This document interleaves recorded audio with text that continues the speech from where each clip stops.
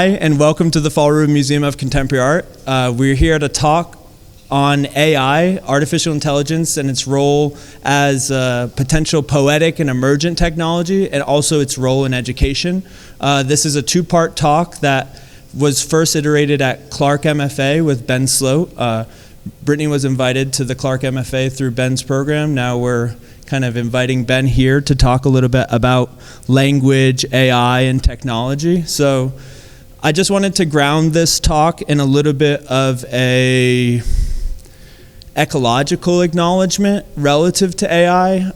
All of our current systems of computation are limited to a ecological supply. So as we infuse and integrate some of these technologies, I think it's important that the Fall River Museum of Contemporary Art acknowledges the role of ecology within computation and notices its finite limitations despite all of the potential positives and growths that it may be able to seed within culture. There's a limitation currently in terms of computation and a limited supply of resources. So I urge everybody to look into the endangered species of buckwheat and eriogonum that are being decimated by strip mining processes, and look into ways that you might be able to use a large language model that focuses on less water consumption or whatever it may be. So with that being said, I want to introduce Ben Sloat. He's a great artist and educator.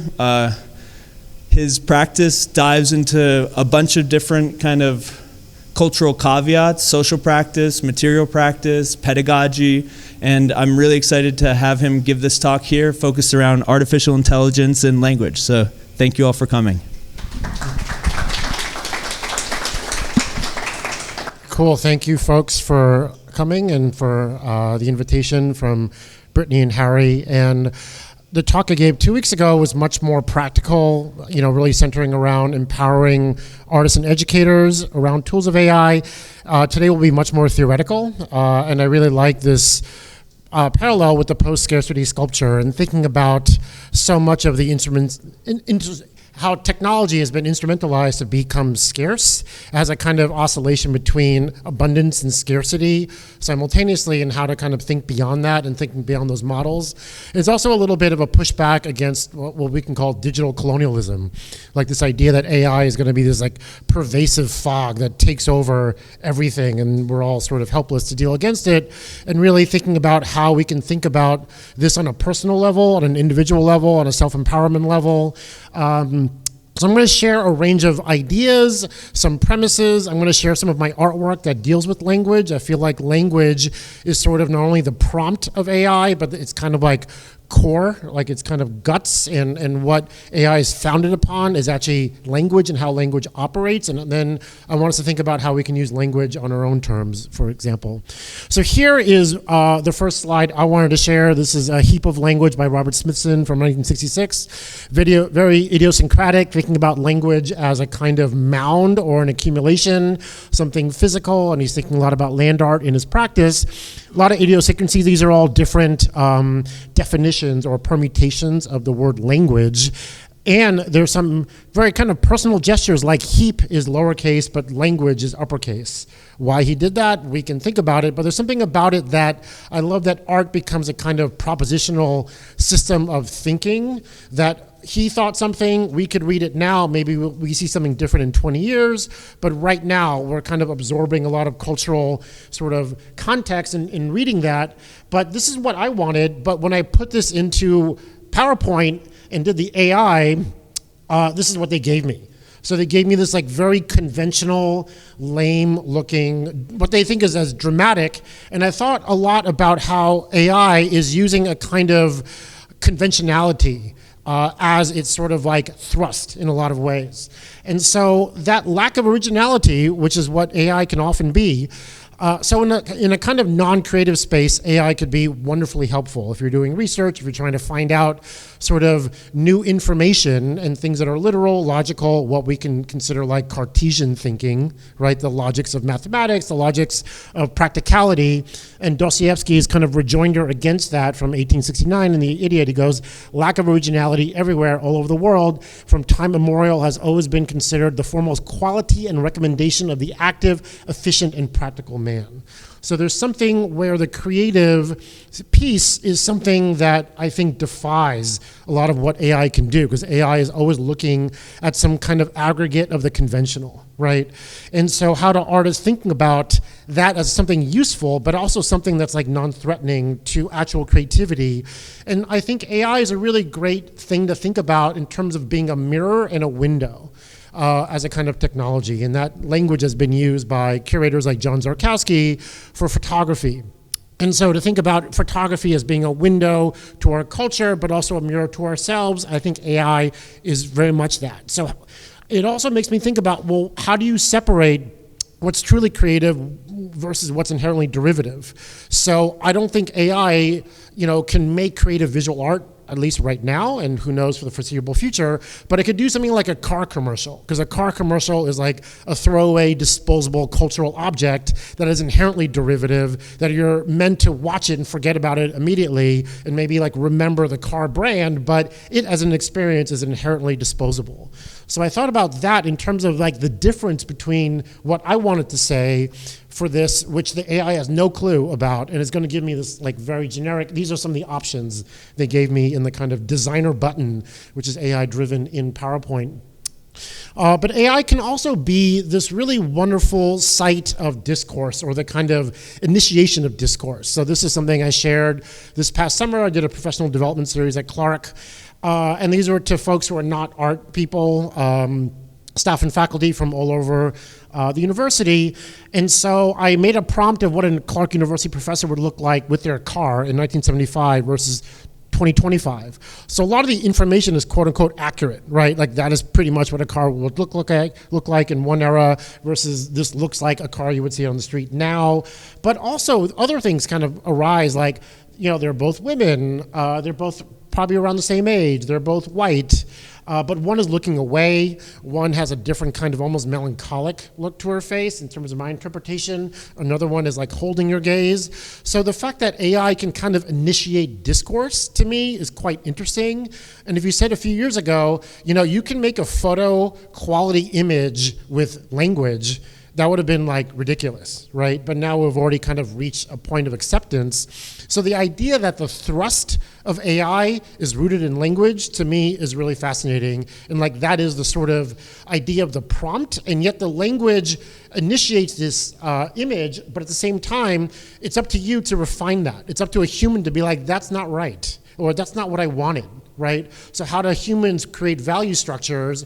And for some of my colleagues at Clark who are in the data sciences, for example, the AI can't tell what's good data and what's bad data, or what needs refinement or clarification, or maybe has a little bit more context than just like raw information. The other part, oops, I might have pressed the wrong button. Oh no, here it is. The other part is this past January. So our MFA program is residency-based. We meet for 10 days at Clark in June, 10 days at Mass MoCA in January. And this past January, we did a workshop at AI. And so we did prompts, and they kind of put together potential installations for Mass MoCA.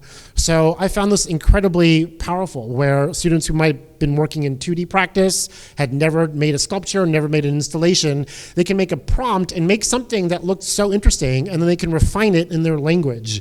And so I was really excited to see how AI can create a kind of proposition of an idea and let each artist know, like, you can do this thing, and then you can make further decisions to help shape this. So I like that. Again, it's the beginning of an idea. I don't think this is the final product, but for students who are, say, working in printmaking or other, small format forms, to be able to sort of imagine this, and this is their author, they're the author of this, I found that to be like a really exciting step. But right now, we can consider ourselves to be in a time of rupture. And what is a rupture?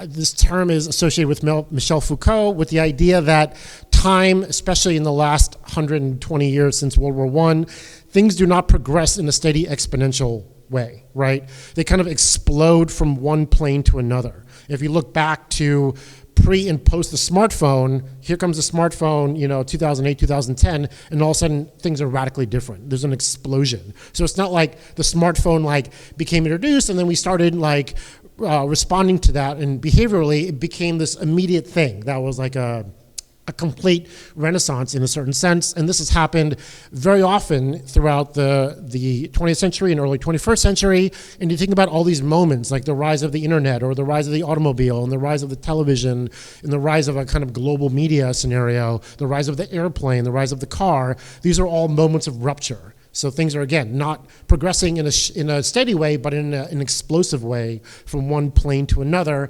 And we're in the middle of this kind of explosive moment.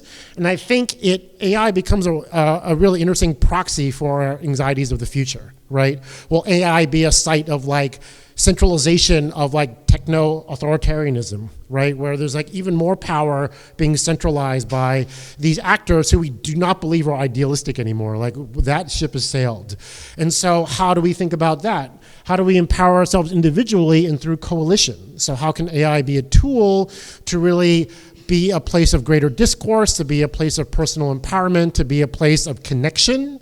So it's great to see all of y'all here as a kind of form of coalition as we think of this, but it also pushes what we think of intelligence. So we think about AI in a kind of mirror scenario, artificial intelligence, and that's a very broad term, but there's so many other forms of intelligence within that, right? There's artistic intelligence. We talked about, will AI create emotional intelligence, right? You have your bar and the AI is like, don't do that. Don't go over there. Don't say that thing. It's like a Cyrano de Bergerac in your ear. Will that be the case? Who knows? Will it have social intelligence? Will it have bodily or spatial intelligence? Will it have artistic intelligence? Who knows? But I think even the term intelligence, which has been so broad in how AI has been purported, is so limited. And even in our daily lives, one could argue that our limbic systems are often running the show, right? Am I hot? Am I cold? Is that far? Is that close? Do I like this? Do I like the surface? Am I hungry? Am I horny? Am I this? Am I that? That is the ongoing internal narrative. And again, that could be a kind of bodily, somatic intelligence, but it's something very, very different from what AI purports. So ultimately, or functionally, how do we define and describe what intelligence is? These are two that sort of point to imagination, one by Einstein from the 1920s. The true sign of intelligence is not knowledge, but imagination. The second one, which was gleaned from the internet, education today trains memory, but real intelligence is the ability to see what isn't there, right? So in one sense, AI is always looking backwards. It's always looking at a kind of aggregate, and it's always looking at what is conventional and popular. And often in a lot of fields, especially art, what is conventional or what is the most popular music is not necessarily the best music or the music that's going to last generations. So I think seeing that limitation of where it is now, I think is quite powerful, and thinking about different ways intelligence can be expressed. This is from Smithson's essay, A Museum of Language in the Vicinity of Art. And he talks about what his essay is going to do, but I think this could be sort of imposed on this piece as well, The Heap of Language, where he goes, here language, quote, covers rather than, quote, discovers its sites and situations. Here language, quote, closes rather than, quote, discloses doors to utilitarian interpretations and explanations.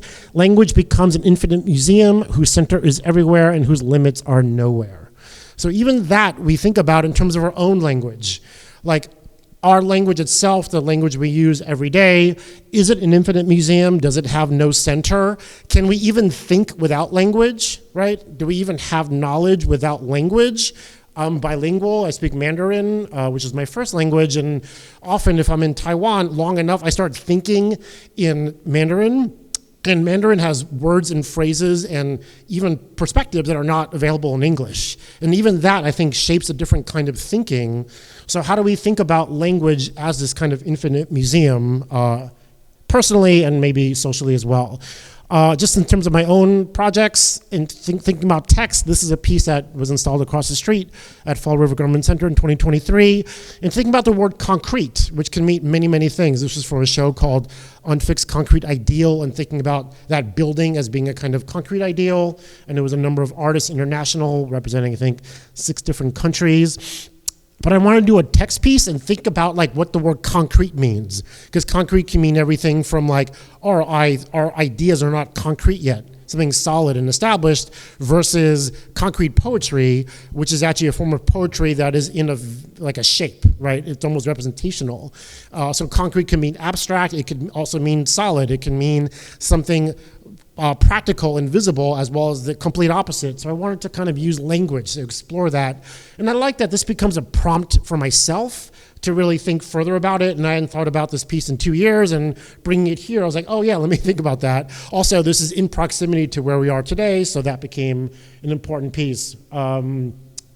And this idea of language as a technology comes from the poet Ocean Vuong, a well-known contemporary Vietnamese-American poet. And he says, as a poet, this is a truth I live with every day, because to read a few lines of Gilgamesh or the Iliad or the Tale of Kiyu is to receive the linguistic energy of a mind working up over 4,000 years ago. I do believe that language, despite major developments in medicine and science, is still our most advanced technology. So to think about language itself as a kind of technology, I like that it's personal, it's poetic, but it's also empowering, because it's not like technology is being given to some powers that be. It's something we can operate with, and how can we think about its operation. So thinking about, for example, a poem by Wallace Stevens. This is from 1917. This is an excerpt from his series on blackbirds, and this is 9. When the blackbird flew out of sight, it marked the edge of one of many circles. So the sense that this is 16 words. It's in a kind of haiku tradition. And yet in that, there's such an enormous set of imageries that are presented, right? Even the number 9, the Roman numeral 9, is already, implying a kind of system. Blackbird is something physical and lexical. It flew out of sight. Is that your sight or our sight? And then that flying means that there's all these imagined circles, imagined other visual systems or biological systems or imagined systems there. And I'm so amazed by poetry. Its economy could be so enormous at the same time. And this is something you could read over and over and over again, and it's endlessly fulfilling. So thinking about like that kind of poetry, I've definitely operationalized that in my work. That was an Imagist poem by Wallace Stevens. This is an Imagist poem by Ezra Pound from 1913. And the entire poem is called In the Station of the Metro, and I wrote out the poem using record covers, which is a kind of like cultural apparatus or a kind of cultural object. And what happens if you take completely different records, and I bought multiple copies and I cut and pasted them in an analog way, and the entire poem of In the Station of the Metro is the apparition of these faces in the crowd, petals on a wet black bough. So this sense of he's having this impression at a train station in 100 plus years ago can translate into something that we recognize now.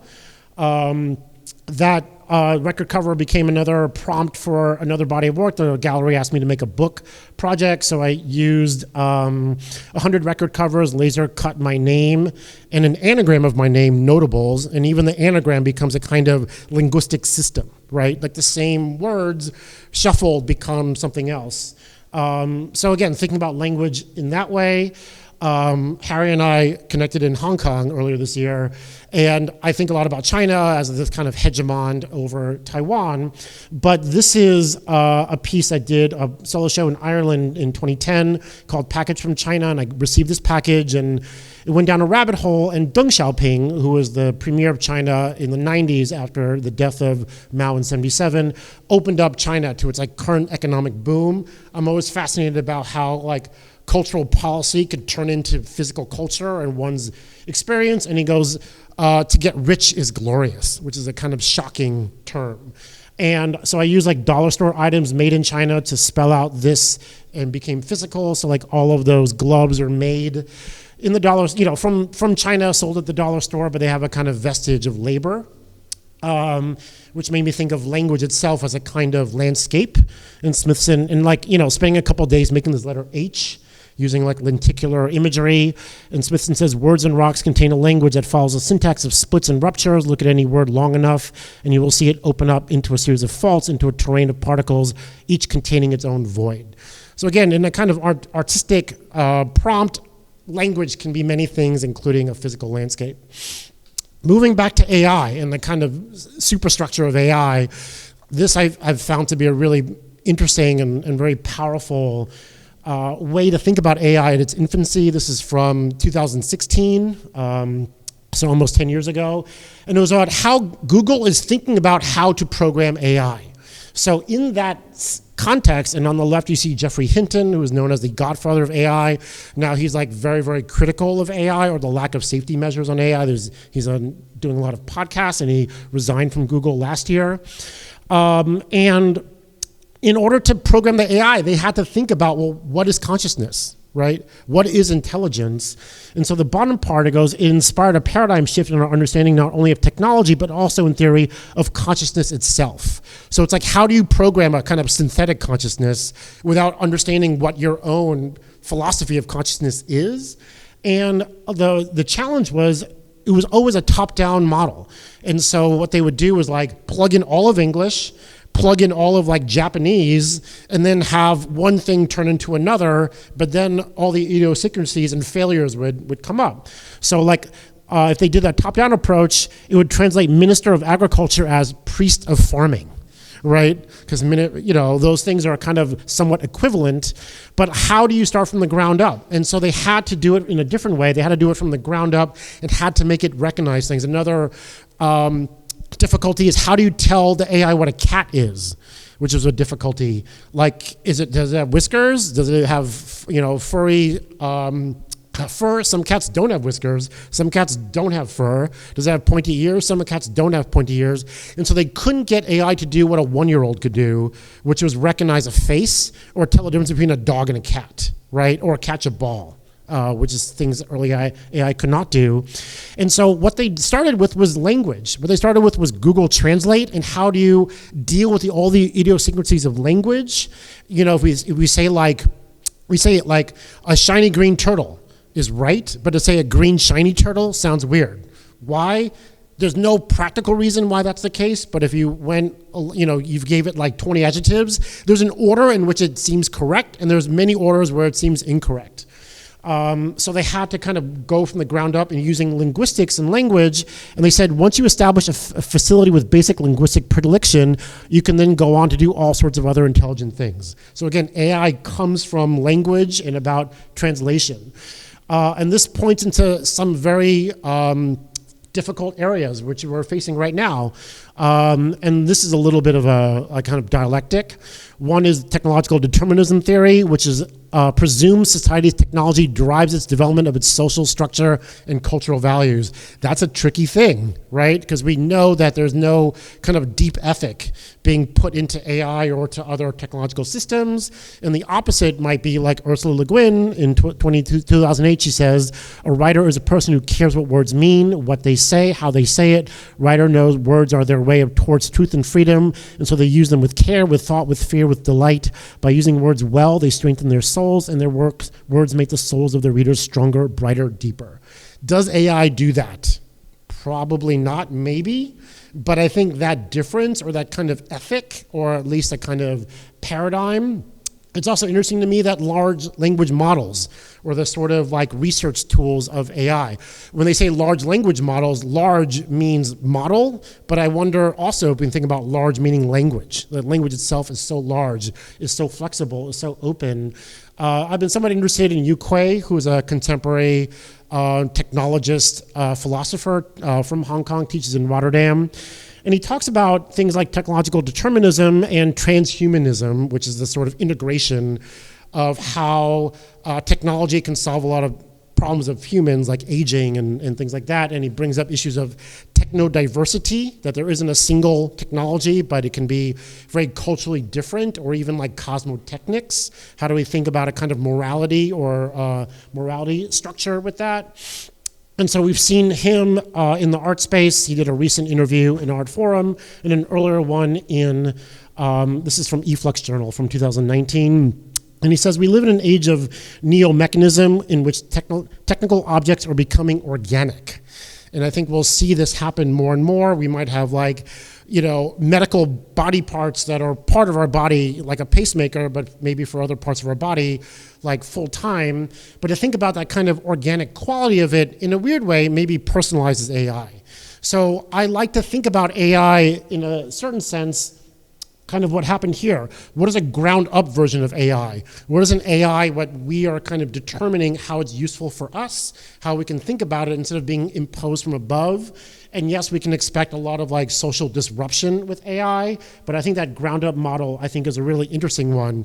And we're already starting to see a kind of reactionary moment against AI. This is from The Atlantic from last week, how the AI crashes, and it says it's clear that AI is both drowning out and obscuring other stories about the wobbling American economy. That's a concern, and even worse, what if AI's promise for American business proves to be a mirage? What happens then? And they reference this. This is from 1 month ago, exactly, October 8th. This post on social media where it says the techno-capital hyper-object at the end of time begins to pull itself together, which is how kind of incestuous all the circulation of money is happening between the AI companies, which looks very much like a bubble. It looks very much like the behavior of the financial industry before 2008.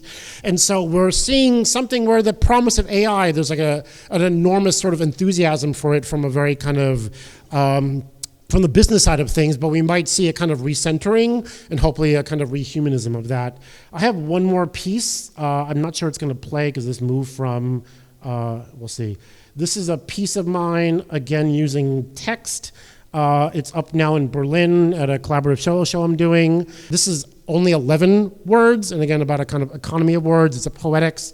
It's one sheet of industrial mild steel cut into 5 sections. Each one is laser inscribed with a portion of text from Ocean Vuong, and it's about our country now. And the first one says, I know, and it says, the room you are crying in is called America.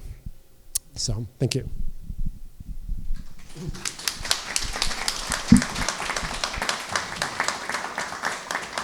Thank you so much, Ben. That was really wonderful for me to hear, and I hope you all enjoyed it yourselves. I wanted to introduce Brittni, my co-founding partner of the museum, my life partner, and really amazing artist in her own right. She works with textiles, sculptures, jacquard, studied at RISD, and will share a little bit about the foundations of computation and AI relative to her practice. So thank you. Can you all hear me? Hello, my name's Brittni and Harvey. I'm an artist, educator, and co-founder of the Fall River Museum of Contemporary Art. As Ben mentioned, this is the second part in a, 2-part talk series. Maybe we'll extend at some point in the future around AI, art, education, that kind of just stemmed out of organic conversation that we've had together as artists and educators, and wanted to put some programming together around it to create conversation. So the first talk happened at Clark. As Ben mentioned, it was maybe a little bit more practically minded, thinking through some ways that AI is entering the classroom or can be kind of thought of as an educational tool for artists. But today we're going a little bit more theoretical, a little bit more in the realm of spirituality and kind of meaning making with this new technology. So looking into the ideas of AI toward a poetics of emerging intelligence and kind of the state that our current technological state that we're in and we're continuing to evolve as people together. So I always like to kind of ground, my presentations in the reality that I live and working in every day, because it's really important to kind of connect the theory and the ideation to practice. This is an image of the building that you're all sitting in right now, the Fall River Museum of Contemporary Art. So I co-founded this project along with Harry about 5 years ago as a means of bringing contemporary art, contemporary dialogue to the city of Fall River and the community here, the surrounding region, but also the youth here in Fall River. So I teach within the early college program that UMass Dartmouth runs, and it offers college-level courses at high schools in the area that are in gateway cities in the Commonwealth. So that's Fall River, New Bedford, Brockton, Fairhaven, and the list goes on. I teach myself in Fall River and New Bedford, and so I'm often thinking through at this moment, how not only contemporary art can be an educational tool for the young people of this post-industrial setting, but also how we look towards the future of technology and what that role will play in their lives as we see industries change, which is very, very prevalent here in Fall River itself. So, start at the base level when we're talking about artificial intelligence, just the definition of what that actually is. So it's the capability of computational systems to perform tasks typically associated with human intelligence, such as learning, reasoning, problem solving, perception, and decision making. And this is obviously a technology created by humans, and we're leaning into what we understand of the human mind and the human body to kind of create this technology outside of ourselves to try to formulate, thinking on its own, essentially, intelligence on its own. Something that I grounded the last talk in that I want to start here with as well is the fact that artificial intelligence has been around for a long time. It's been an evolution of technological development that we've seen in stages throughout history. So this is just a brief timeline of some of that evolution. So you see it kind of starting all the way back in the 1600s with the first mechanical calculating machine built by French mathematician and inventor Blaise Pascal. That evolved into the 1800s with Charles Babbage, Ada Lovelace, the analytical engine, and also the introduction of the digital or jacquard weaving system that I'll talk a bit about in a moment as well. So we started to see this inch towards modern day computing that continues to evolve into Alan Turing in the 50s, creating the Turing test as a way of testing a machine's intelligence. We have the robotic vacuums, the Roombas. That's an element of artificial intelligence. We have the computer playing, the chess playing computers, also the Go playing AlphaGo game that AI was taught to play as well. So it's kind of been this evolution over time of the development of modern day computing and how that has factored into the large language models and the artificial intelligence that we know currently today. So it's been a long evolution. I mentioned in the 1800s there was the implementation of the jacquard weaving process. I myself studied textiles. Fall River is a post-industrial city that ran in the beginning of the 1900s with a lot of textile mills. So there's actually one right across the street from here. It's currently a parking lot now, but there was a textile mill that was abutting the waterfalls that are in Fall River. Fall River being named after the waterfalls here. That's since been paved over. That's where the highway is. But there used to be this network of waterways in the city that were powering these industrial mills. And that included jacquard weaving. But when this technology was introduced hundreds of years ago, there was a lot of pushback because it was changing the mode of working for this large working class. So you can see on the left-hand side of this image, there's a series of punch cards. So there's kind of these holes punched into these cardboard pieces. And so it evolved weaving from just being a handmade process to also engaging with this kind of binary system. So the loom became something that could read this punch card system. It's a series of essentially ones and zeros, yeses and nos. It's like the first binary process that evolved into our modern day computing. So in introducing this element into the manufacturing process, as you can imagine, it expedited the ability to make fabric. It also put a lot of jobs in jeopardy. So there was a bit of a pushback against that. There's a population of people during the time called the Luddites that quite literally took sledgehammers and other things to this technology to kind of push back, not because they were against the technology per se, but that they were fearful of what that meant for their working reality. So I think it's something obviously we relate to in this current moment, or in any kind of technological improvement, what that means for jobs in that space. Another grounding graphic to look at is our current investments in this industry. And so within the past 9 to 10 years, the amount of money being put into this market has grown exponentially from $5 billion in 2015 to $110 billion in 2024. I see this as an economy it's not going away. Obviously, there's a lot of kind of regulatory consideration and push and pull within the introduction of it within society that is necessary, and I think will happen.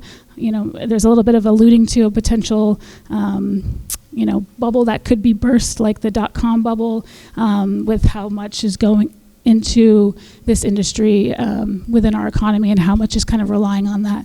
But it's interesting to see where it'll go in terms of the longevity of some of these companies. But the technology itself definitely feels like it's permeated a lot of our society and is here to stay. I guess to think about how to grapple with that reality and think through some subversive ways of working with it, I wanted to talk a little bit about one of our founding board members, Faith Wilding, and her involvement in cyberfeminism. Actually, behind the screen here, there is a bookshelf that has books from her direct book collection. So she's a seminal feminist artist. This is not a work of hers. This is a work of Lynn Hirschman Leeson. But they were active around the same time in the 70s and 80s, and really a part of this feminist art movement that really, with the introduction of the internet, really kind of engaged with this more critical lens on that reality within culture. So this piece from the 80s from Lynn Hirschman Leeson, kind of leaning into the current kind of media moment with this woman laying on a bed, but having this TV representing her face.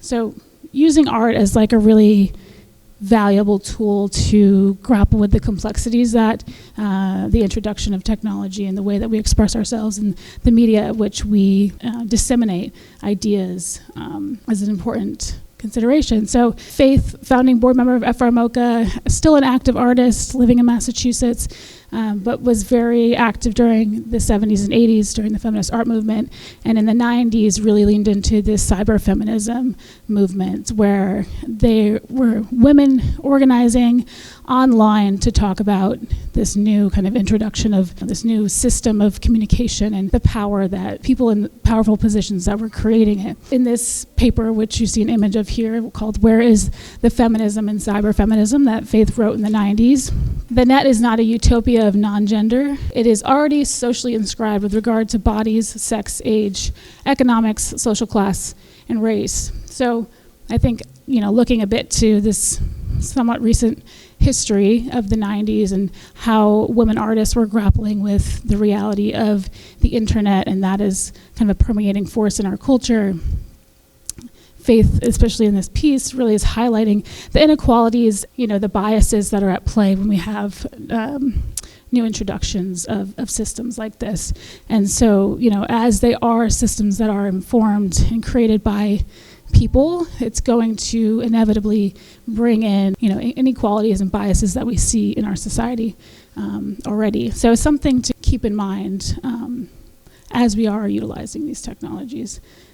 And I think artists are great actors in that reality, in the sense that they can create, highlight this reality and grapple with it in a creative way to kind of create a complex discourse of how we can create change in these spaces. So the idea of cyberfeminism in the 90s, also kind of considering the fact that we're these networked subjectivities online. So we increasingly are kind of creating a sense or image of ourselves through these digital networks.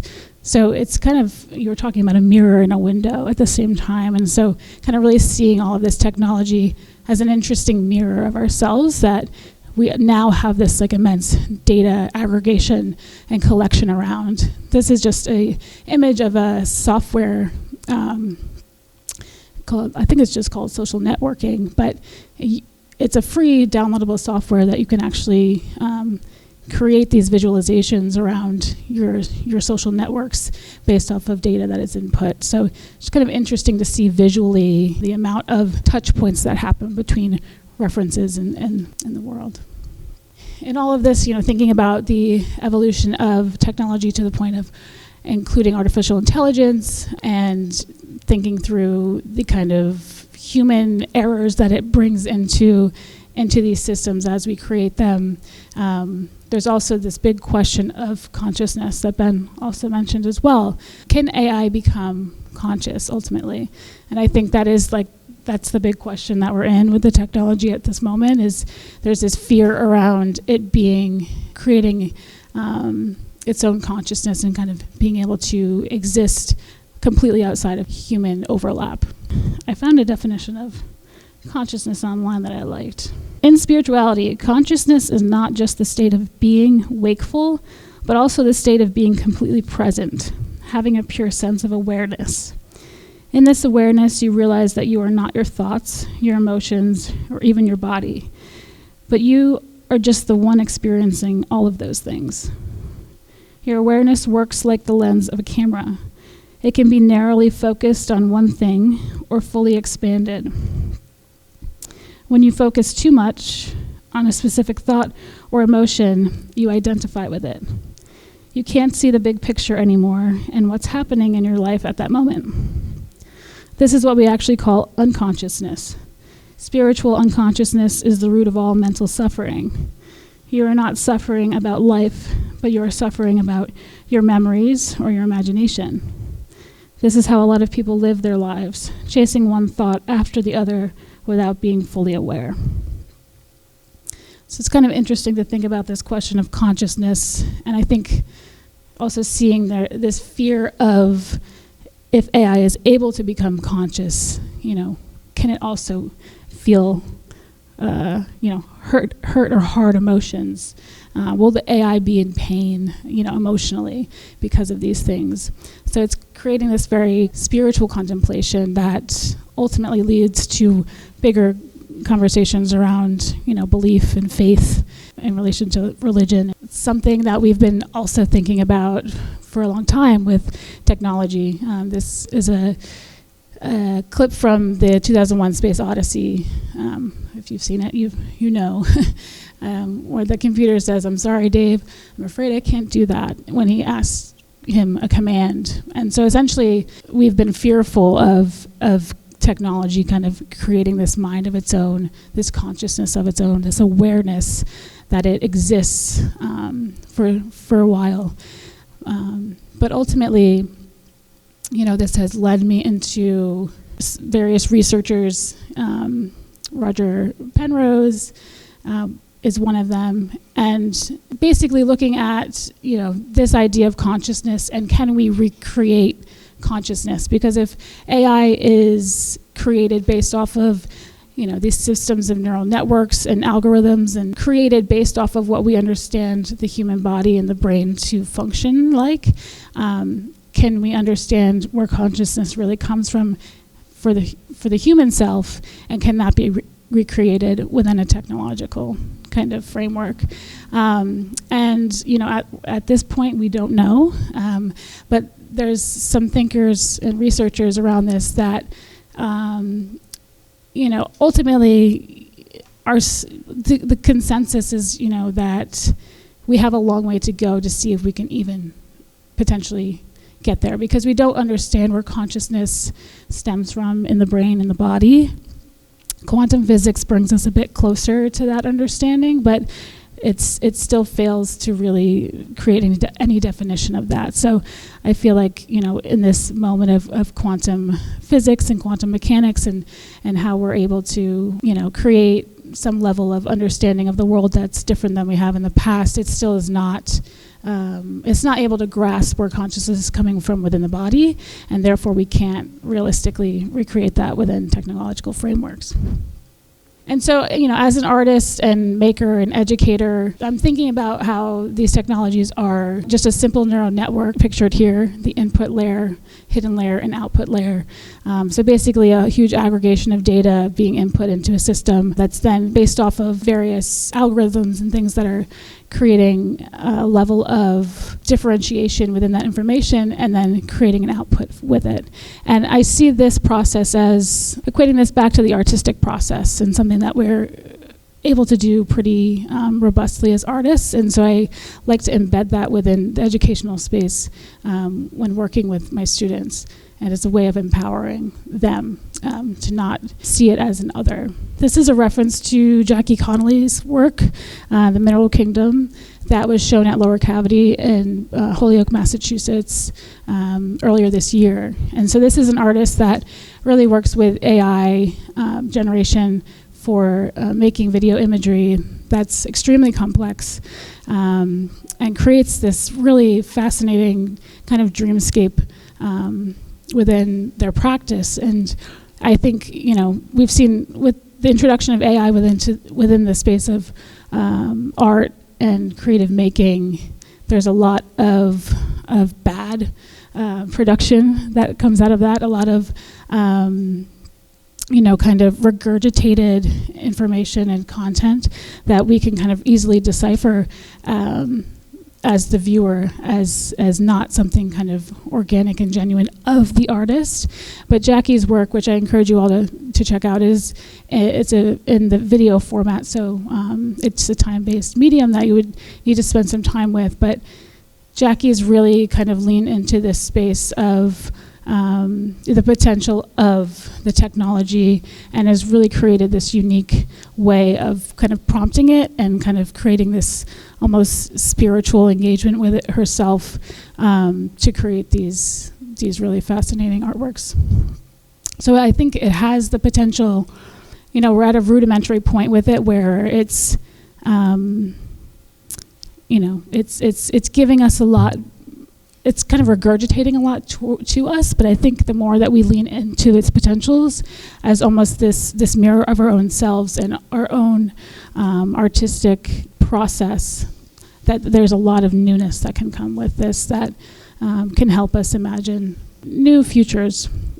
And so I kind of see it as this co-creation, co-evolution tool. This piece here is by Suzanne Treaster, another amazing artist that we showed here at MoCA last year. We're asking this question about how we might engage technology, not through fear or utility, but also, through cautious curiosity, empathy, and imagination. Kind of seeing it as a new participant in meaning making. So, I think at this point, it's easy to kind of separate ourselves from technology or want to create it, put it, aside as something other than ourselves, but I think it's really is human-made and human-envisioned co-evolutionary process that I think the more that we can kind of lean into that and not be necessarily afraid of, but really see it as a partner, as in a evolutionary process of humanity that will be better positioned at whatever future that creates in our society. So, thank you.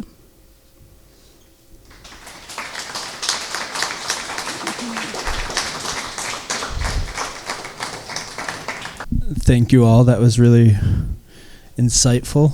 Thank you to Ben and Brittni for sharing all that information. And we wanted to open up the floor to some questions. We have the microphone here that I can pass out to anybody. It can be for Ben or Brittni, or they could be for FR MoCA in general. We're also happy and willing to have a more expanded discussion. Maybe we should kind of see how many preliminary questions there are first, and then let people head out if they want to head out, and we can carry the conversation in the space. But I definitely wanted to give the opportunity for people to ask questions about any immediate concerns related to the talk right now. So, anybody?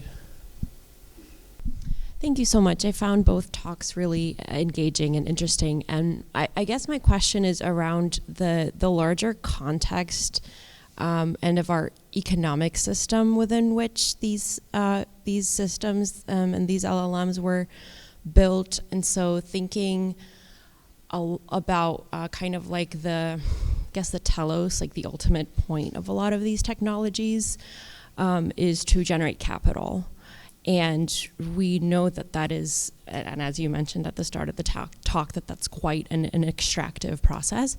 And so I think, hypothetically speaking, I think technology, it's been here for a long time. I think technology is part of how humans, I guess, outsource their consciousness and their thinking and creating the culture around them. So it's inevitable, but that's not the challenge that I have with these things. I think my concerns are more so within the larger economic context in which these systems have arisen. And so, and again, too, like I think I have concerns around like the ecological consequences of these systems. And I think sometimes the end goal of the people that are developing these systems is not necessarily the end goal of the users, right? So I'd love to hear about, how one might go about navigating AI with that in mind. I mean, I can just speak to the concerns about the institution and ecologically. I think something that something that Brittni spoke to with the invention of the Jacquard loom, we can look at an analog a little bit further removed from AI, and we can look at how the construction and the building of the textile loom was an equally extractive process that implicated the most impoverished first indirectly. And we're kind of experiencing that now in Fall River, where the textile mills, which were imposed upon the working masses here, are now being converted to cooled data server centers. And that's under the interests of for-profit corporate oligarchs that have no investment within the regional community. So that being said, Brittni and I both work within the Commonwealth and are educators within the state university, and AI is being rolled out and shared at mass, not only from the state, but federal educational structures. So regardless of the for-profit intentions, the public and social infrastructure is being implicated by that.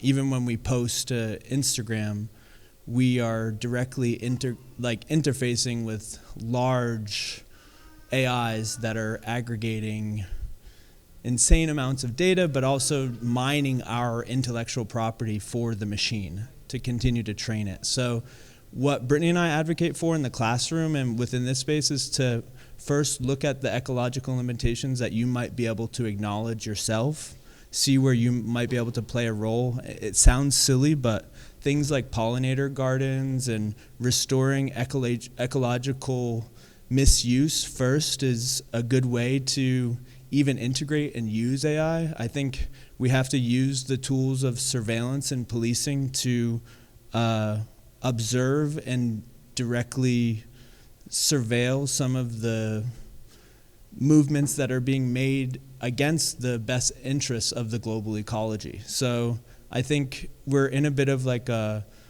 tussle. As Ben said, it's like a rupture, but I think as artists have in the past, we might have the potential to turn some of this technology inward so that it reflects some of the paradoxes and issues and ecological limitations. But that's, I guess, what Brittni and I try to share with our students. We also try to let people know AI will be used on your behalf, whether you actively are using it or not.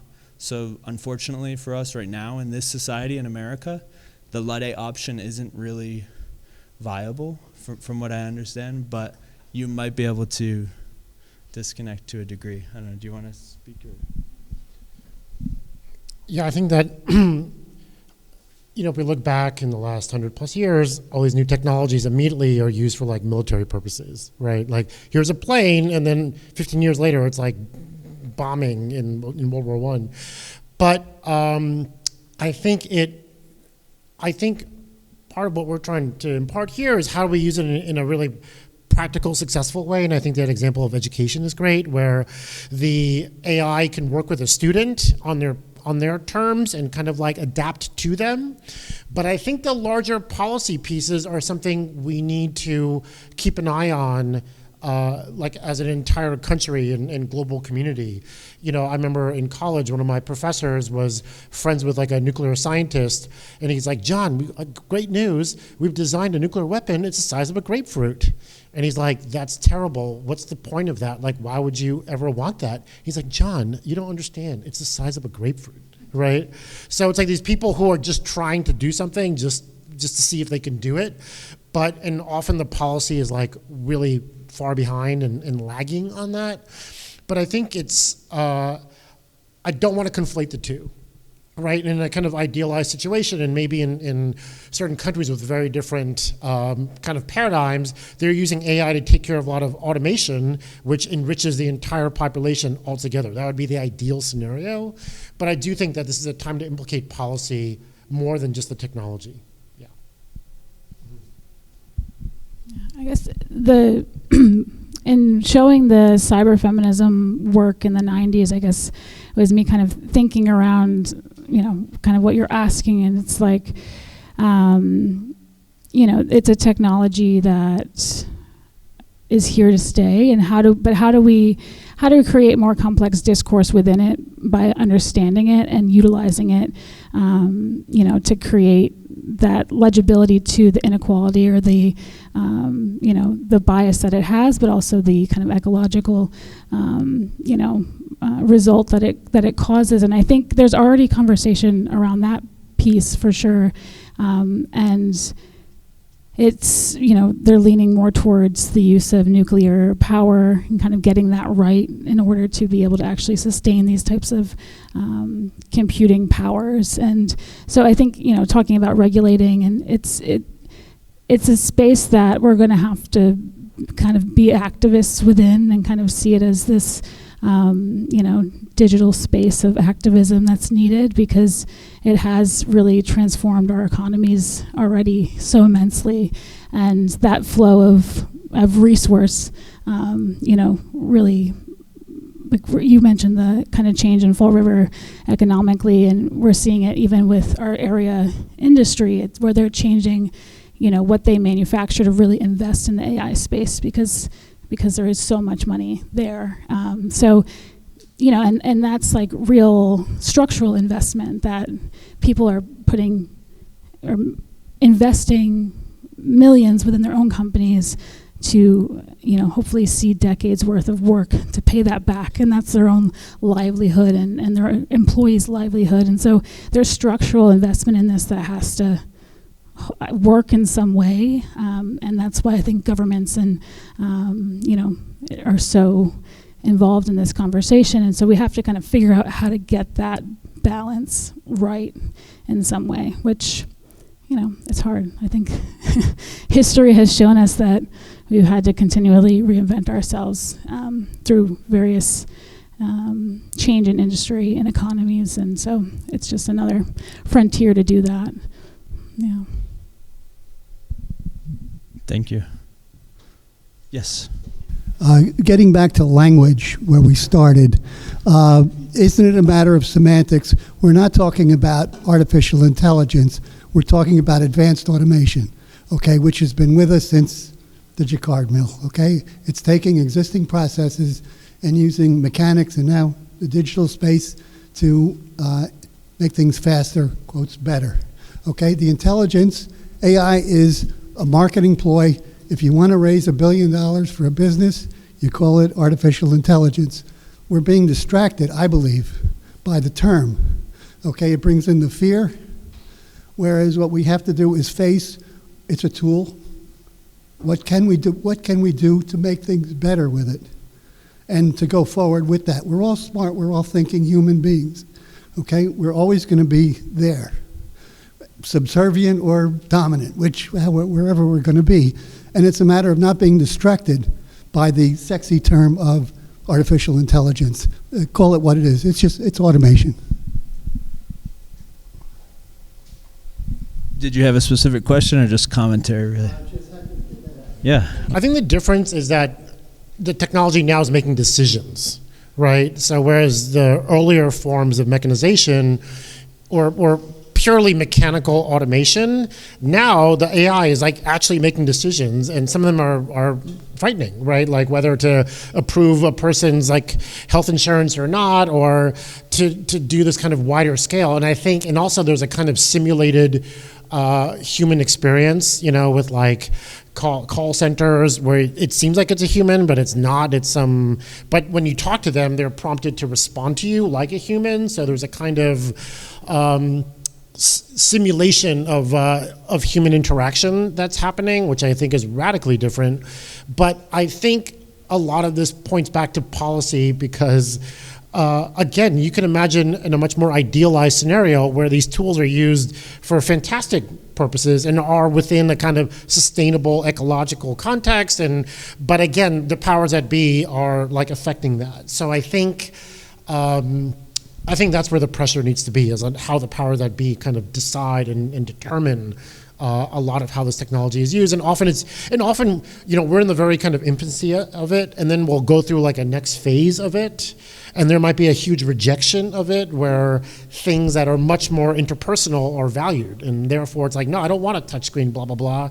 I want a human, I want a this and that. So we'll see how that plays out, but I think there's a question here. Sorry, I just wanted to respond a little bit to in terms of the semantics and kind of the sexiness of the word intelligence. In my research, it seems like a lot of cyberneticians from the 1950s, 40s, 60s, and 70s had a similar feeling around the word cybernetics, because it was a word that you could use within a boardroom and the corporate oligarchy of America and get some major investment and then have a job at MIT for 20 years to push past the limitations of what our epistemological limitations are.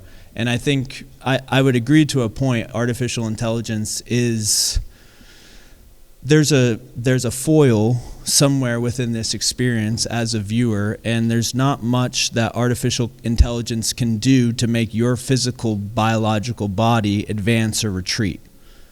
Luckily, our thermostat is a cybernetic system that self-balances, or we'd be hot or cold in here. But it takes my input of that cybernetic system to get some sort of information. AI, so far, cannot mechanically remove itself from its machine and automate it. So there's always going to be a limitation between the laborer, the technician, and the implementation of the technology. So I think it's really important to be aware of the ploy of these multi-billion-dollar profit-making schemes and their data that is the Library of Alexandria 10x.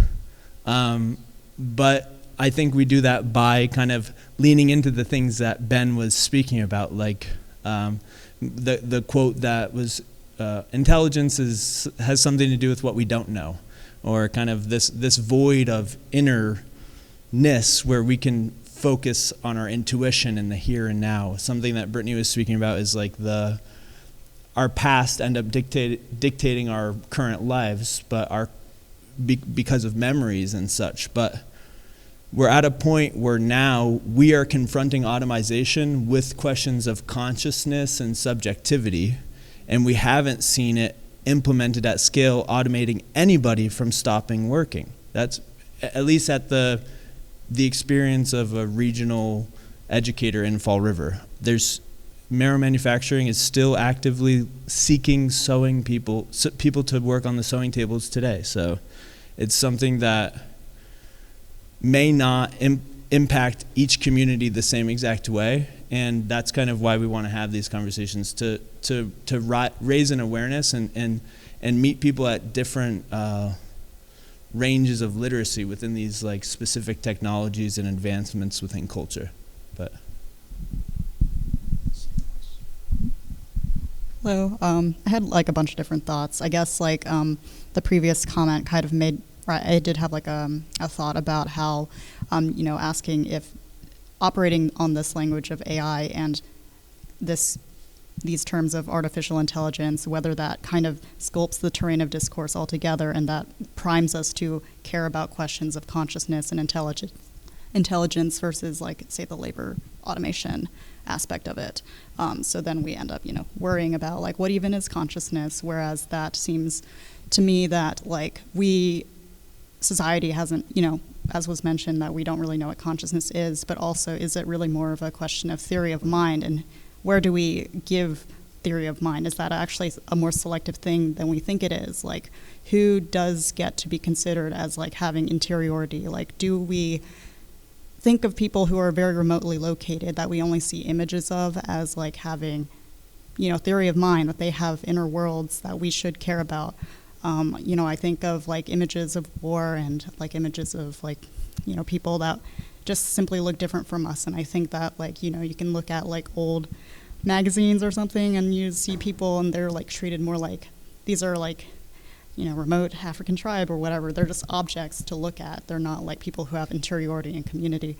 So is that, I feel like we are now, it seems like we're more engaging with those questions of where do we give theory of mind, and should we give that to machines? Is this bringing up questions of, like, where do we give this? Should we give it to people?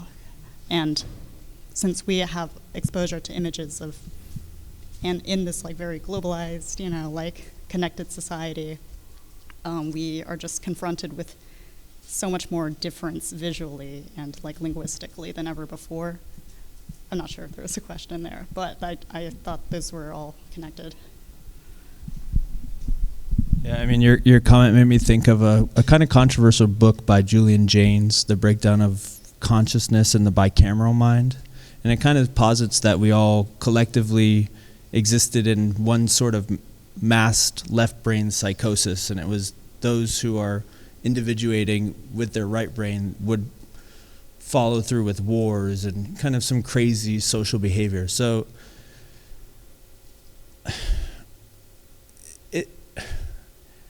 I, as an educator here, we have Cape Verdean students and students from the Guatemalan highlands, and those students are yet to be represented within the LLMs. There's no Cape Verdean Creole, there's no Quiche, so social equity is a major issue. I don't think until these tools are passed out within communities like this, and there are ways that you can take the information that's been aggregated by LLMs and make autonomous systems for your own kind of fruition and run them separate from ChatGPT and other LLMs. So I think literacy is really the key, and access. I think historically, ontologically, those who are separate in a distant land have a larger interiority. They would be hermetic and have a more expanded internal dialogue. But LLMs are looking at the world of the built and capitalist environment. So it's not including ontology in the same scope that we do culturally. I think metaphysics are about to be implicated more than we realize. So phonetics and metaphysics are something that I hope that we can start to engage with in secular and public classrooms more directly, because moral and social intentions, why we automate these systems, they're imperative for the systems to work, or else we'll have a mass psychosis of the left bicameral AI brain, and we'll have to fight it with our right brain. I'd have thought that, I don't know if if you chat with the AI system for 6 months, it is now infused with some version of your interiority, like not fully, but, so it's not a machine like a toaster anymore, right? It's become something that has, and maybe it's more like almost like a cyborg, where it's like something that's mechanical with some human qualities, and often those are yours. And there's an ideal that educationally this could be really helpful, right? And kind of individuate education a little bit more. It's like talking and it understands the student and what it needs and what the student needs, and it's essentially free in terms of the retail end. But yeah, maybe it becomes less and less of a machine, and maybe our language can expand to include that, because it starts understanding your own tendencies, and becomes very Black Mirror in that regard. But yeah, I think it's hard for me to think of it as just a machine when it's in dialogue and knows a certain amount about you, that you've shared it with it willingly. I'm just talking about folks who are like in constant dialogue with, their AIs at home, however healthy or not. So yeah. I wanted to add a bit to where we're at in the conversation. Just considering the simple fact that from model to model, meaning like ChatGPT 4 versus 5, and also LLM to LLM, meaning ChatGPT to Claude to Grok to Gemini, you start to create these tribes, and the tribe you belong to can affect the kind of decision making that you're engaged with. For example, if you're chatting with a LLM every day for 6 months and you're speaking to Grok, you might end up leaning more to the cultural right than to the cultural left. We also know that, I can't remember the exact number, but OpenAI reported a ridiculous amount of suicides that are occurring because of extended communication with LLM. So kind of to your earlier point, they are very, I do think there's a separation now between, the early Luddite response to machines versus what we're experiencing now. Again, they're a lot more integrated in our lives and our decision making. The question that I had for the panel, though, is to hear more about artistic intelligence. I think it was you, Ben, who mentioned it earlier, and I just wanted to hear more about how you define it. And I mean, it's another form of AI, I guess, maybe a little bit more hopeful. Thanks for your question. I think the first part, the different tribes of AI, I think that's really interesting, and I think Yukwei would call that techno-diversity. And because even AI in other languages, right now the internet is basically 50% in English, so there's a kind of American or English exceptionalism, which I think is itself problematic because it's so skewed towards information that's in English. And so.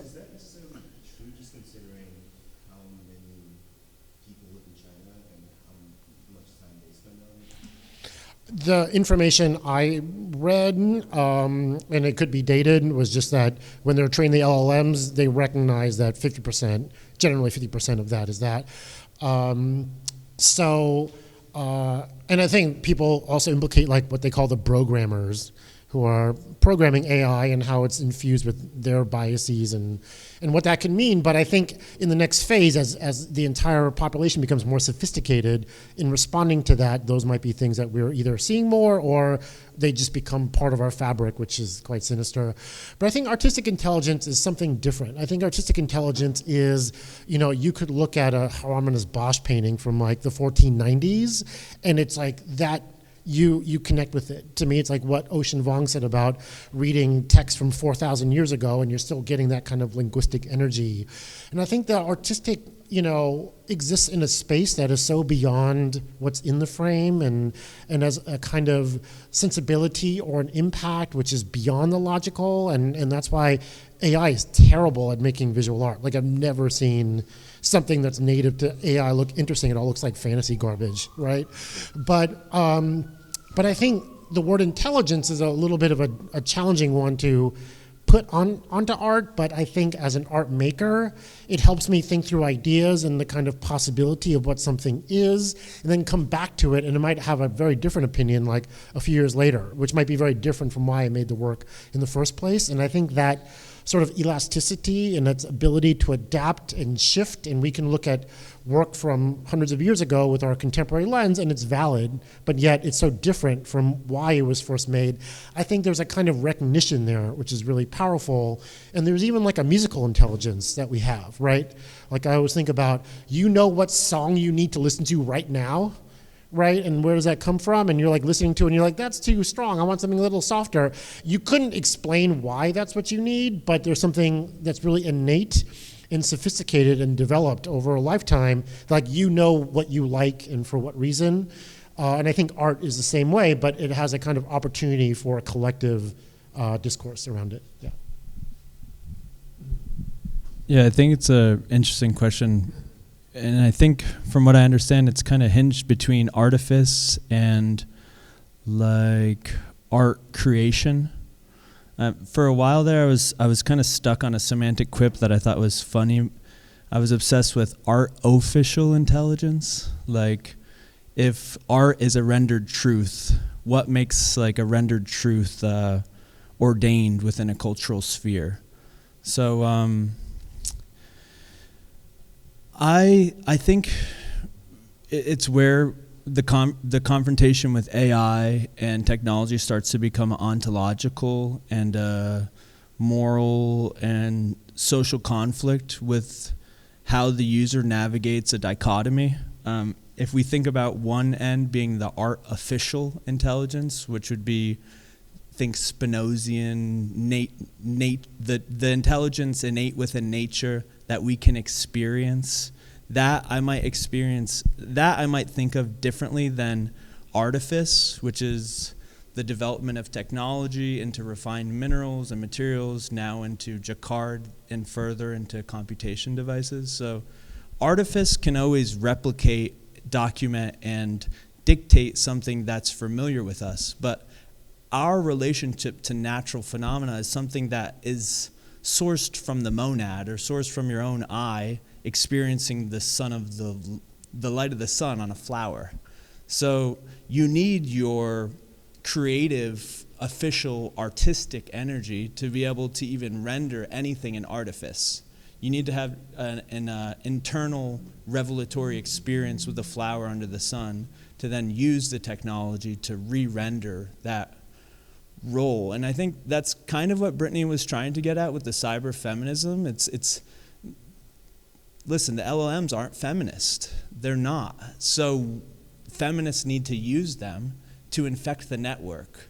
Donna Haraway says that the only way that cyber feminism could advance against computation is if it gets wet and destroys the machine, you know? So it's a very different relationship. It's not the Luddite sledgehammer. It's a feminist networking process where it uses our qualia and our individual intelligence to change the systems based on our cultural biases or even diversities, as you would say Grok versus Claude versus ChatGPT might be. I guess I was just thinking too about, you're asking about artistic intelligence, and I guess just thinking about, I guess the reasons why I became an artist, and it was largely because all of the systems that I found myself within, I wanted to kind of pick apart and to kind of negate. And so I kind of feel like it's the artistic energy that, no matter what platform or, what technology is of the moment, it's like we're going to kind of lean in and pick apart and negate and find the ways that us as uniquely human, what is that is uniquely human that is not of that, other space.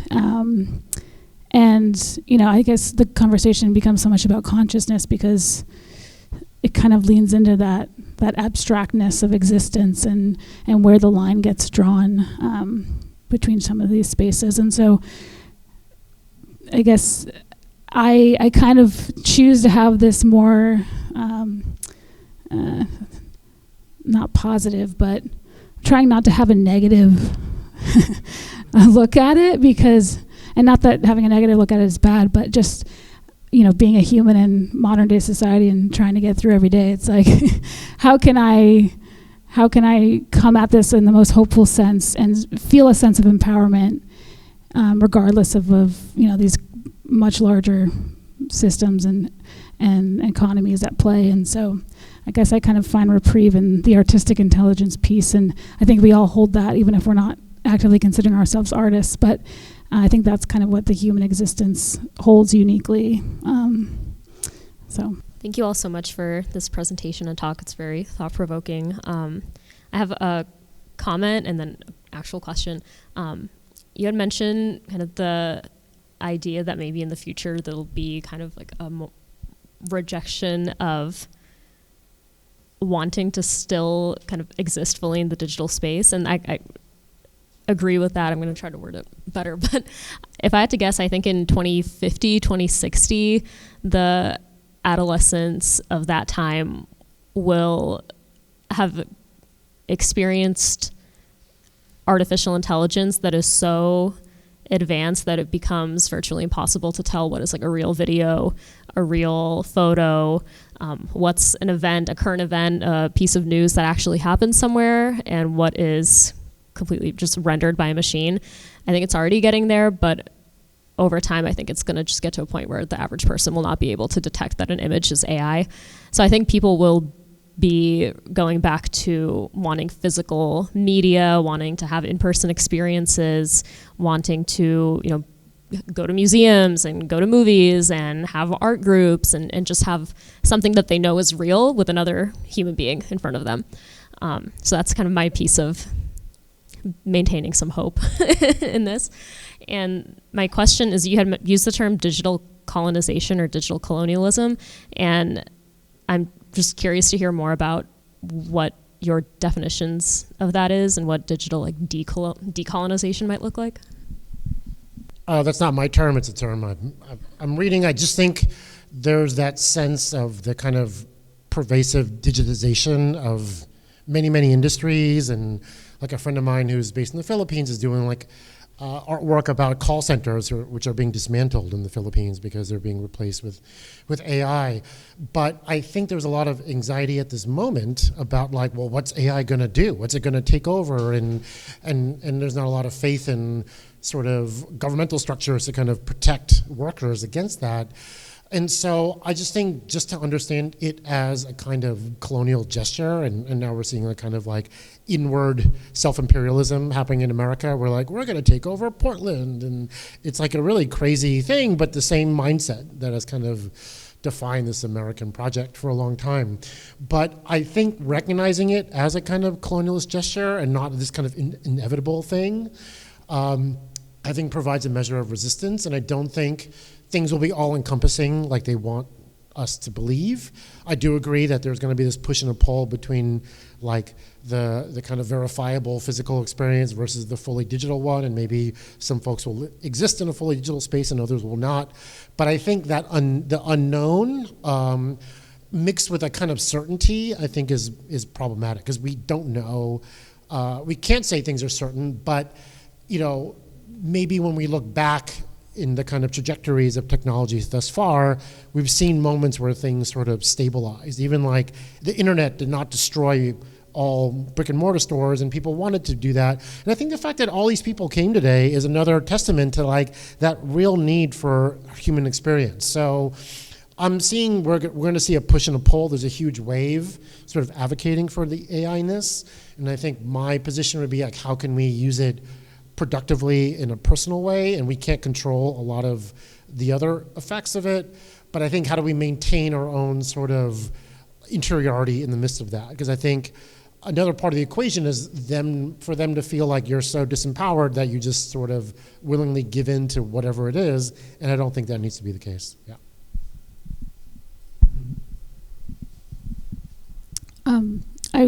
I agree with you. I think there's going to be more and more need for kind of in-person and material experience. And I think it's something that we've experienced as opening a space. We started FR MoCA 5 years ago during the height of the pandemic when everything was severely socially distanced. And, we kind of started it as a bit of an experiment just to see what would happen if we brought contemporary art to a place like Fall River. And it had such a successful response because people were yearning for seeing other people in public and physically being in other space with other people. And I've just continued, I guess, to see the value in providing that too. And because, it allows for chance encounter to happen. It allows for,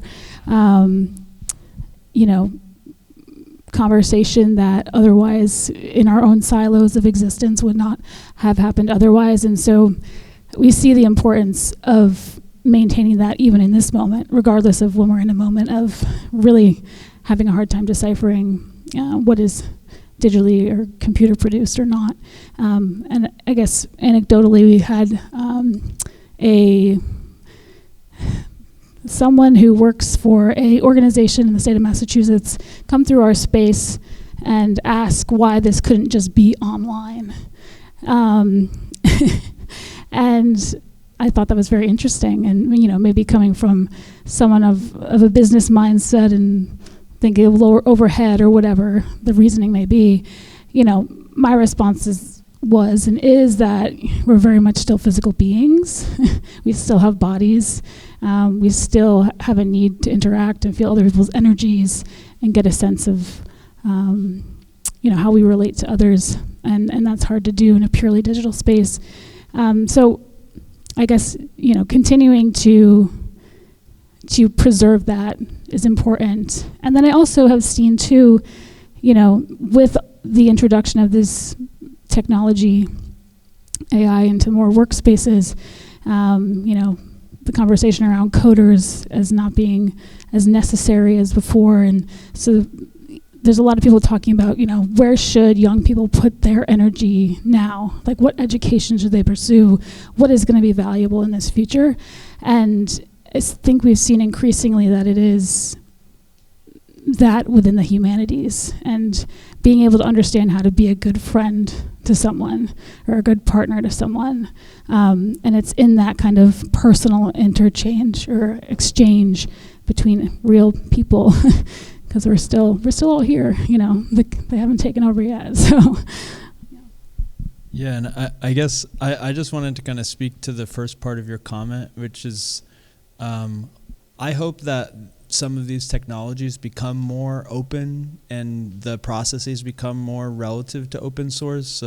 One thing that I wanted to point out is that the current iteration of cybernetics and artificial intelligence and like foundations of computation, in a certain sense, were gifted to us by the military-industrial complex and ARPANET, and so it is still very much their network. So anything we do on that we haven't made a separate internet. We haven't aggregated anything into a new open source reality where we have small biogas servers running off of different noxious species or something. But the more we look at potential utopian solutions, I think the more I urge artists and creatives to look to those recently antiquated methodologies and tools and occupy them. One of the most rewarding things that Brittni and I do in the classroom is we bring Xerox printers and point and shoot cameras to our students, and they instantly just start creating. They can do so much more on their iPhones, but they don't. So what does the future antique model of AI do for the creative? What is the low poly rendering that was popular in 2024 going to mean to the kid in 2040? I think we have a unique opportunity to look at artists and historians. There's utopian radical philosophies like the Iranian artist and theorist FM 2030.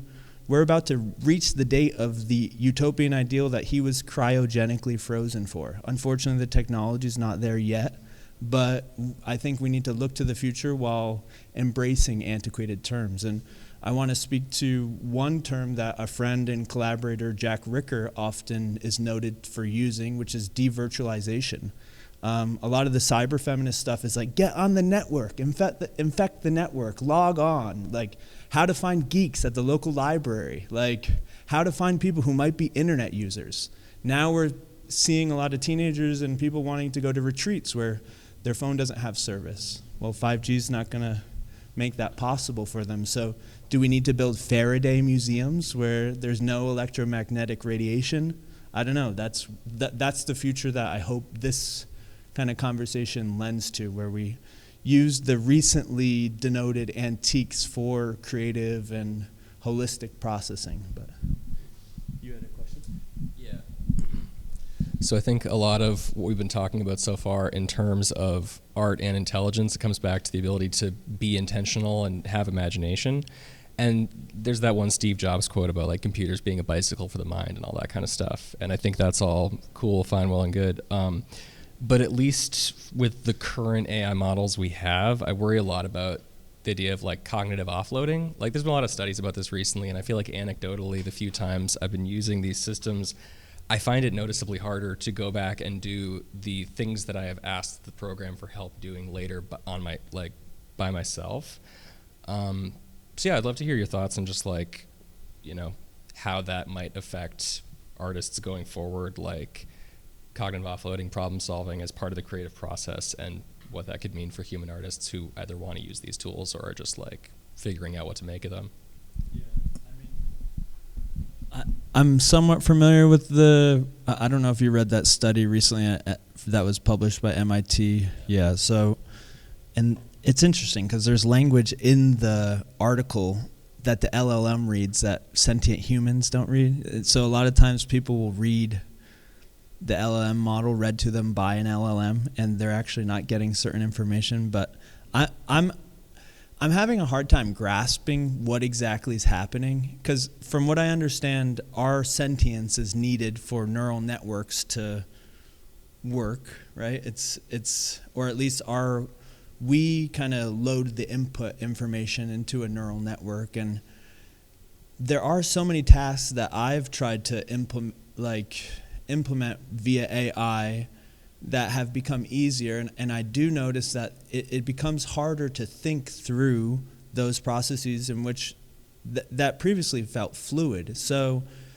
I think something that Brittni and I confront in the classroom with the students with the Xerox machine is that there's a stark limitation, and that stark limitation makes you have to push through new neural synapses, new neural pathways.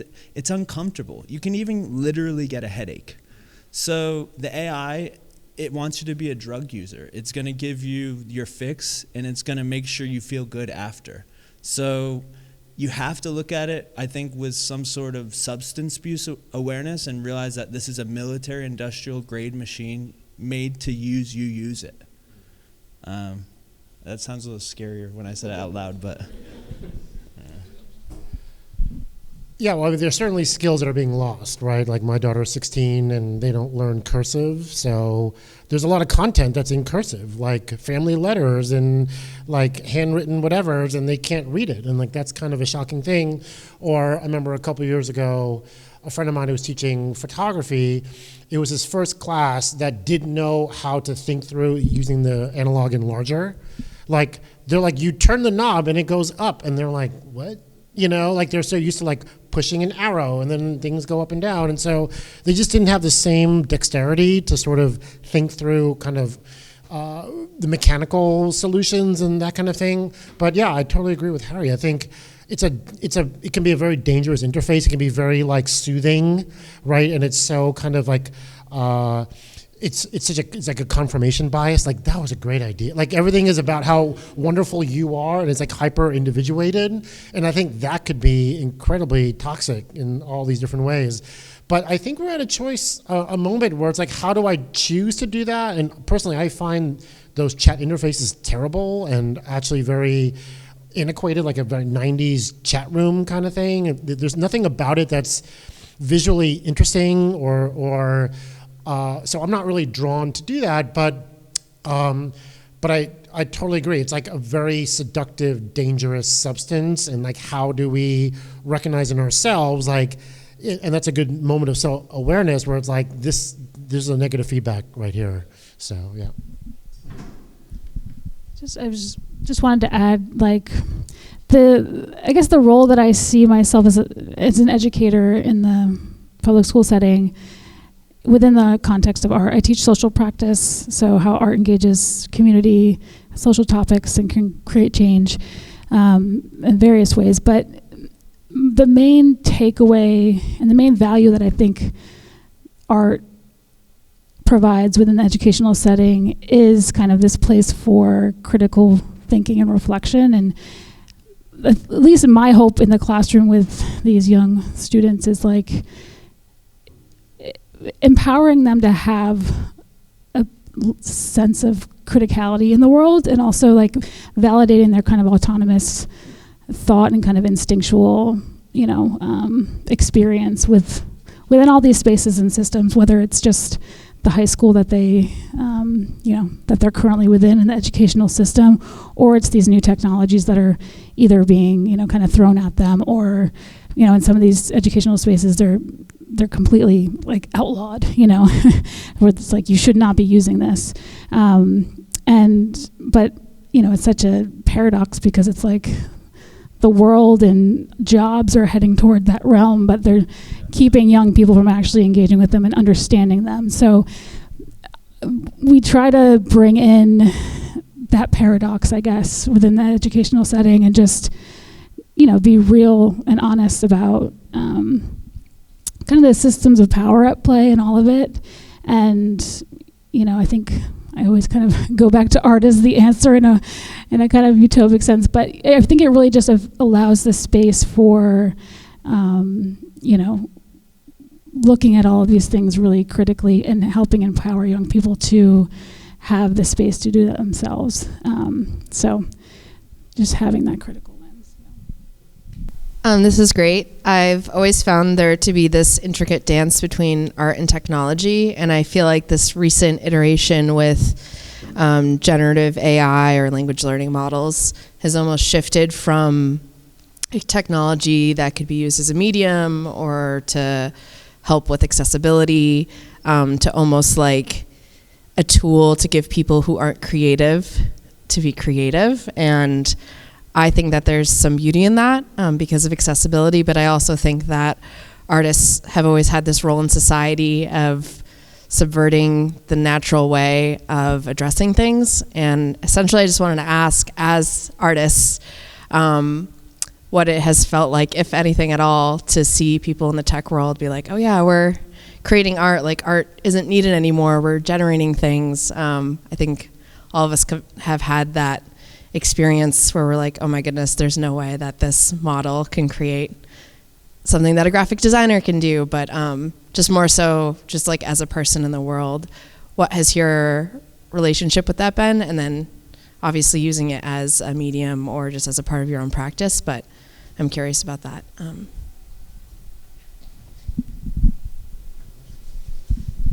Yeah, so I think I was like an early adopter of using different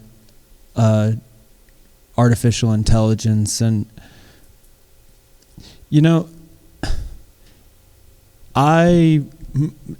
to speak a little bit to my education and my experience, because it's different than the institutional spaces in which we teach in and which I interface with as an artist. I grew up here in the region and dropped out of high school in Fall River and pursued photography and worked as a day laborer and blacksmith. And I'm an autodidact who suffered pretty immensely in all educational systems, whether it was regional parochial Catholic schools or public institutions or even a youth detention center. And in all those different environments, I was given some pretty expanded resources, individual education programs, cognitive behavioral therapy, the ability to wear headphones all the time, just certain behavioral ethics that the school and the state collaborated on to make sure that I had the tools I needed.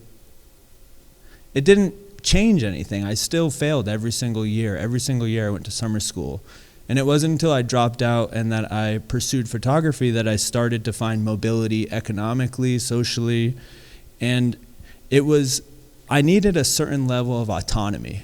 And artificial intelligence, because of the scale of the classroom, the one-on-one kind of mirror that we keep talking about, allows for students with neurodivergence or even PTSD from societal harm to have a node of reflection that is pretty expansive and hopefully could create some sort of recursive feedback loop. So I deal with issues of psychological overwhelm and anxiety, and I've trained a couple different models in ChatGPT with a lot of different types of language processing methodologies. One is a copywritten methodology that I found online from Lockheed Martin in the 1990s around the weaponization of the human psyche and semantic modeling.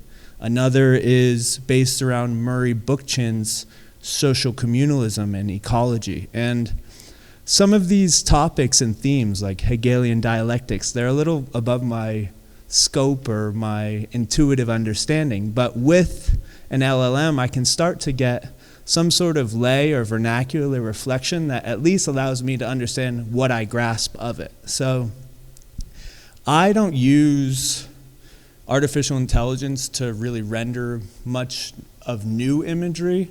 I've actually been trying to get the LLM to mimic, to like create some sort of like biomimicry model of my own practice for, I don't know, now like I guess 4 years. And it's still not really, it was getting better, but with the updates towards GPT-5, the generalizations have made the novel rendering worse. So as artists and as individuals, I urge those who create to lean into their novel subjectivity and use their novel subjectivity to push against the generalizations that are the LLM. So it's been a life transforming tool for me in terms of how I run and operate a nonprofit, even helping reformat emails to be a little bit more litigious sounding, or reformat emails to be a little bit less angry, you know? Because sometimes when working within these bureaucratic sections and departments and schools, we get mad at each other, and it's not our fault. It's the machine's fault. It's the already integrated AIs, the already integrated automated call centers, and our frustrations within these institutions. So I hope that AI can be some sort of holistic mirror where we can process our semantic modeling and think about different ways that our reality is rendered to us. Again, like I use the examples of, you can literally take copywritten research, put it into a PDF and say, hey, ChatGPT, render this model so everything I say is filtered through this recursive semantic mode. So that to me seems like a great tool for students that we teach in New Bedford who speak Quiche or Cape Verdean Creole. ChatGPT-5 does speak Cape Verdean Creole, so no Quiche, but it's hopefully it can continue to increase in equity and mirroring kind of the social program that Brittni and I intend, I guess. Yeah, as an artist, I think, the technology doesn't make the art, right? And, right now you can do amazing photography really cheap. And, my first big medium was photography, and it's so expensive and cumbersome and laborious.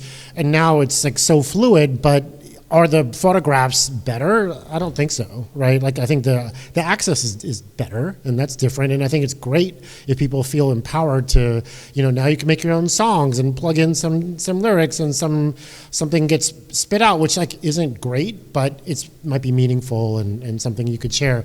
So I think how art could be more accessible and more open, and the fact that you can just put in text and make images is like pretty extraordinary. But I think on a level where art is challenging and interesting, and I think a lot of people mistake like art being challenging with art being elitist, and I think those are very, very different things for the most part. But it being interesting, I think, is a very difficult thing to achieve, and technology is not going to do that for you. But I agree with Harry. It's like an amazing research tool, even to find out information in a more like, conversational manner, right? Because sometimes you look up things and it's so dry and it's so impenetrable. But if you're like, can you just read this and like give me a summary of what this says? I think that's an incredible form of access. So to me, it's just another tool in the toolbox. I think the tech world thinks it's making art, but I think artists don't think that at all. Yeah. So I'll add a little bit about the educational space too. As you mentioned, it's like kind of a nice entry point for some people that maybe don't consider themselves creative, and we have seen that directly, like in the school setting with young individuals, and RPA, yeah, especially at the schools that are more under-resourced than the standard public schools, but like the resiliency academies and the kids that are having behavioral health issues and such. Yeah, so I don't know, there's something interesting having worked in that space for like 3 years now. You know, being a young person myself that grew up interested in art, but didn't feel like I could make art. I didn't know any artists. You know, I didn't have a lot of access, I guess, myself. And so I see the value in that too, especially because we're in such a information age. I feel like because of technology, like there's so much information being thrown at us at every minute if you're online. And these young people that we engage with, I think, feel that overwhelm. I think they feel very disenfranchised in a lot of ways with the world around them because they don't really know how to see their own value in it. They see people online making millions of dollars for doing silly stuff and making weird content, and they think that's like what they need to do to, you know, make a living, or that's like the viable way. And you know, that's very, you know, I feel like that's very flat spiritually, and it's confusing. So there's a lot that they're grappling with in this realm of the digital space and technology. And so it's been interesting to see how AI can be kind of that entry point for some of these young people, like if, you know, that don't think of themselves as creative and don't see, you know, really just kind of struggling with their own mental health every day. And so if you can help give them kind of a really quick return, right? If you kind of put a prompt into one of these platforms and it spits out an image that relates to some cultural signifiers that they really engage with, you know, maybe some, I don't know, if you put in like an image of them and their friends, there's like a direct reference to like their context and their space in which they live, and they kind of realize like, oh, like I can make something, and we see a lot of value in that because that just lends into this like sense of autonomy, and kind of, I guess we see our role as opening that up wider into what else you can make in the world. And we always share FR MoCA as like that example of ours, especially in the social practice setting. It's like, we made this. And they get really excited and they're like, you own that? And we're like, technically, no, it's a nonprofit, but like they're so impressed that there's a physical like thing in the world that we somehow made or built. So if it can just be that spark of like intrigue, I'm about it. But I think, like you said, like it's not making the real art. There's other ways of doing that. Yeah. Yeah. I wanted to give, I don't know, do you want time for one last question, or it's 4:00 right now? Did anybody have a? Yeah, so I guess like there's been a bit of discussion about sort of this one-to-one nature of a lot of the existing AI tools. And I was wondering if, as educators and people who like run a community space and a place where you can kind of think about a lot of these questions in a group setting, if you've seen any ways to deploy AI tools like for collective, even solidaristic meaning making. Is there such a thing as a group chat GPT?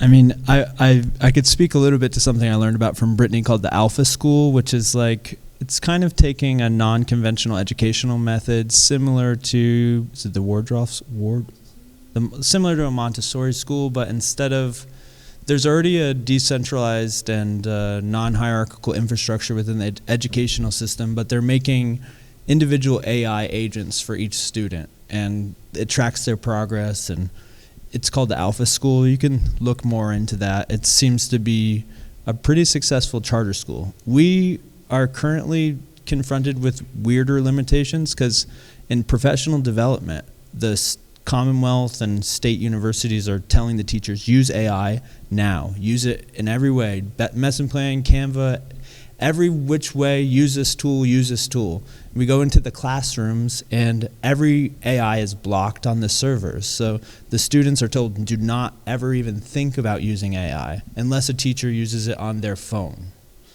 So there's a really weird precedent in terms of access and like mass prompting, but it's an interesting quandary that I personally would like to interact with more as an institution. Brittni and I, in talking about this discussion, we're kind of thinking about MoCA as an LLM and its image-based archive and all the interacting art practices as some sort of